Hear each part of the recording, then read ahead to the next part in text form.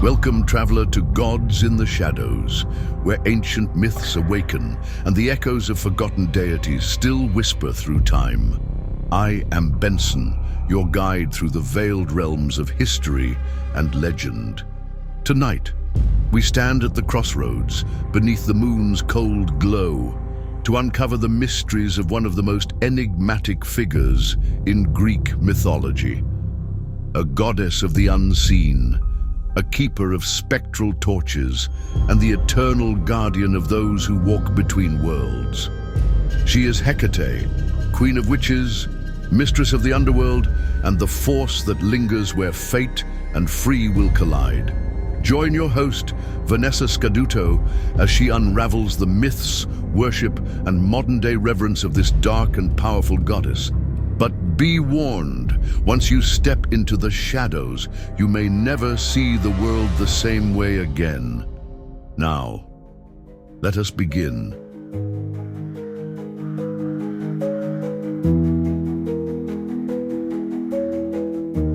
Welcome back to Gods in the Shadows, where we uncover the myths, modern influences, and worship of ancient deities. I'm your host, Vanessa Scaduto, and today we're stepping into the moonlight crossroads with a goddess who brings magic, mystery, and maybe just a little bit of spooky energy, Hecate. And if you're thinking, who's Hecate? First of all, you've probably never dabbled in witchcraft or taken a midnight stroll through a haunted forest. Second, she's one of the most badass goddesses in Greek mythology. We're talking about the goddess of witchcraft, the underworld, ghost, and crossroads. Think of her as the original goth queen, part-time necromancer, full-time independent woman who doesn't need no man, unless, of course, he's bringing offerings. Sometimes the things you see in the shadows are more than just shadows. So grab your torches and let's dive in.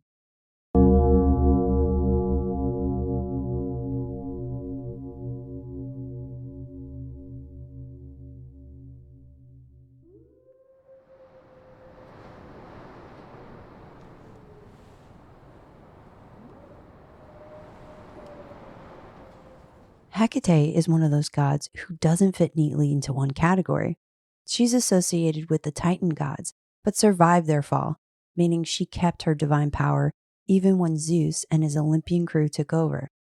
That alone makes her pretty unique. Most Titans got locked away in the Tartarus. She got a prime spot in Greek religion.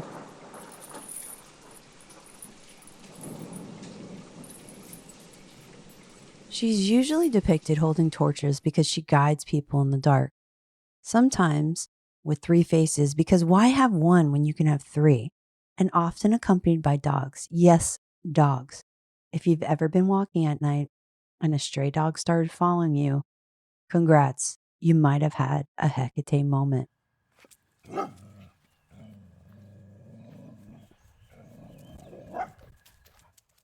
She has dominion over magic, the moon, spirits of the dead, and crossroads, literal and metaphorical ones.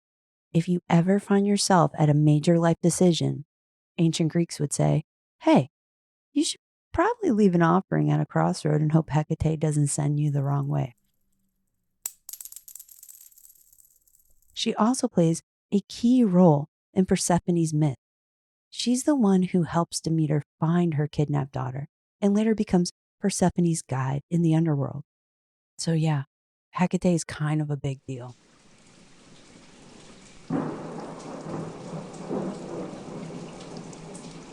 Myths of Hecate.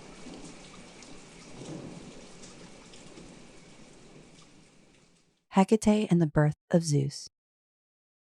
According to some ancient sources, when Zeus was born, his father Kronos had a nasty bit of swallowing his children, who, to prevent them from overthrowing him. And Rhea, Zeus's mother, sought help from several deities to save her son. Some versions of the myth suggest that Hecate played a role in hiding Zeus and protecting him while he was being raised in secret. Given her association with the liminal spaces between worlds, it makes sense that she would have been a powerful guardian during this time. Without her intervention, Zeus might not have grown up to overthrow the Titans and take his place as the king of the gods.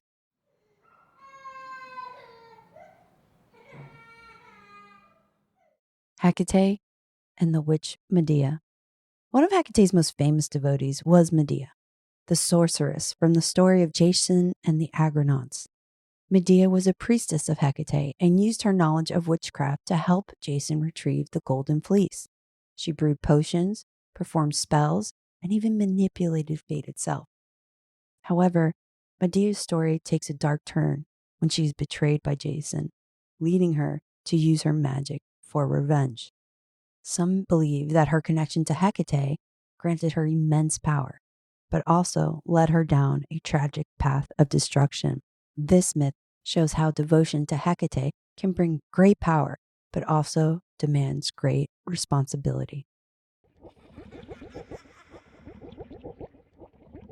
Hecate and the Underworld. Hecate's role in Persephone's myth is one of her most well-known stories. When Hades abducted Persephone, her mother Demeter searched the earth in despair. It was Hecate carrying her torches who came to Demeter's aid and guided her to the entrance of the underworld. Later, when Persephone was allowed to return to the surface for the part of the year, Hecate became her companion between the realms. This myth reinforces Hecate's role as a guide for lost souls and a protector of those in transition, whether between life and death or simply through major life changes.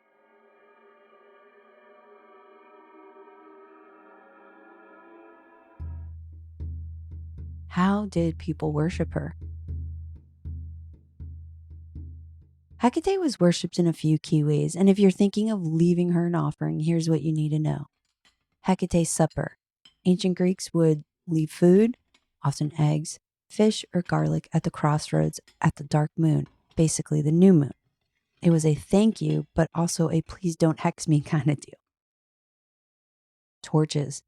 Fire was a big part of her worship, so people would light torches in her honor. Dogs. She's super into dogs. If you hear dogs barking at nothing, that's Hecate's vibe right there. Keys. She's considered the keeper of keys, both literal and metaphorical ones. People would dedicate keys to her when making big life changes. So what's Hecate's influence on modern culture? If you didn't know her name by now, Hecate's influence is everywhere in modern pop culture. So let's break it down. Shakespeare loved her. She shows up in Macbeth as the leader of witches because of course she does. Chilling Adventures of Sabrina. The witches literally invoke her name in spells. American Horror Story. The Coven. If you watched it, you saw her influence all over the place. Video games and fantasy books. If a story has a three-faced moon goddess or powerful witch lurking at Crossroads, chances are she's based on Hecate. Even in Wicca and modern witchcraft, Hecate is still a highly revered figure, often seen as the triple goddess or an aspect of divine feminine power. So what other gods are similar to her in other cultures? Hecate isn't the only deity with the whole magic underworld crossroads energy, and here are a few others that might sound familiar. Ikeko, which is South American. It's a spirit of fortune often worshipped at crossroads. Anubis, which I mentioned in the Hermes episode, also Egyptian, guardian of the dead, very much the Egyptian version of a psychopomp. Trivia, literally the Roman version of Hecate. They didn't even try to change her name much. The Morrigan, that is a Celtic god, a war goddess with similar dark, mysterious energy, often appearing in triple form.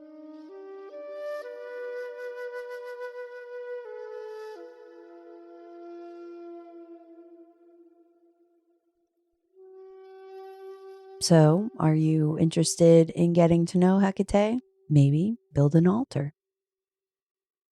If you want to work with Hecate, building an altar is a great way to invite her into your practice. Here's what you'll need. Candles, black, red, or white to represent her power over the unseen. Keys, symbolizing her role as a gatekeeper between worlds. Torches or lanterns, representing illumination in dark places. Bones or dog figurines, honoring her connection to spirits and canines. Moon symbols. As the goddess of the moon, lunar imagery is highly fitting. Offerings. Garlic, eggs, honey, or wine are traditional gifts for Hecate. Current groups who celebrate Hecate. Hecate was a strong presence in modern paganism. Some groups that still honor her include Hellenic polytheists, practicing the ancient Greek religion with offerings and prayers, Wiccans and eclectic witches.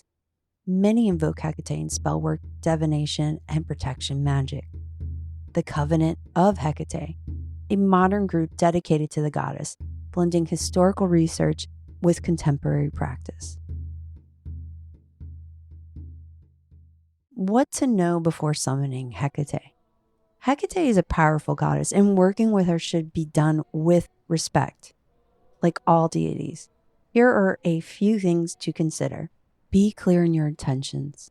Hecate isn't one for vague requests. Know what you want before calling on her. Offerings matter.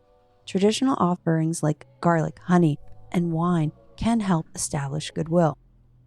Expect change. She is a goddess of transitions. If you call on her, be ready for the shifts in your life. Don't summon her lightly. If you are working with spirits or crossing between realms, proper protection is essential. So there you have it, the legend of Hecate, a goddess who survived the rise and fall of civilizations, evolved through myths, and still has a devoted following today. Whether you're looking for guidance at a crossroads, a little magical inspiration, or just an excuse to light some candles and feel mysterious, Hecate has got you covered. Just don't forget to bring some offerings. She does have a reputation after all. That's it for today's episode. And if you enjoy this dive into Hecate's myths, worship, and modern day influence, be sure to subscribe, leave a review, and follow me on Instagram at Red Hair Anomaly and our podcast, Strange Darkness Radio. And if you see a stray dog staring at you under the full moon, well, just nod respectfully and keep walking.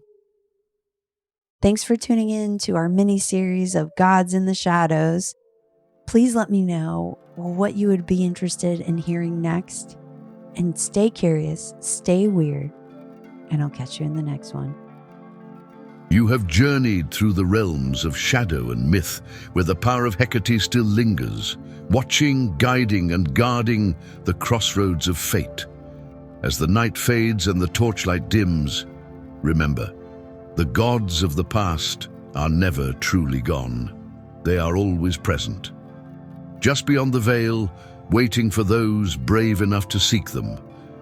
Thank you for joining us on this dark and mysterious path. Be sure to follow Gods in the Shadows to uncover more ancient truths hidden in the dark. Until next time, stay curious, stay cautious, and remember, some paths are better left unexplored, unless you're ready to face the unknown.